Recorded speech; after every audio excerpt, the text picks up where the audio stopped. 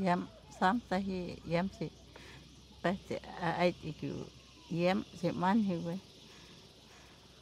akiu mane akiu ma po ai akia wahai tat sa oka si man hi we ki we ni huni ai lim na ti pe iki pa ya ha ha ha ha papa ya potom ne on apa we nah ki pe yo wa pe kita lam ai si we ti an ha on awa yep yem ti pe na kita to ai cha yem papa hui en on na ki yo wa pe kita lam ya ama hit ama ke nai ini pen ka nai ini pen elis yo wa pe kita lam papa hui pen kanek kato wo ai shawa yem a tai le pe ye pa lo wa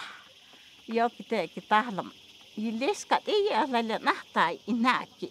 ne si po i pe po ka na ki wota a tai na ki yo pe ki lai a tai la pa si wi en ilis ne ha na no wana popo yo pe kita lam a akil en wa salam ki lok ki shum ta sa lok ki cho yo ni ha an au wa le nai yo pe kita lam ha yes on wa na pe le ha popo no wana amawa mawa ni we yo pe kita lam amawa ne na lai ai cho la akil tawai hoi le la wa sai ki det ai le ki ni sa yo pe papa masa le lista man hi we le sa ki ni sa yam na gutine hu na wala wa pe papa kaniha en nah tai ka hui alai pukilai ha lis sa kasi mai na tal pukilai ha si wa na pe ki po papa te lo sa en wana hoi li ni ha hoi wa ha ya ta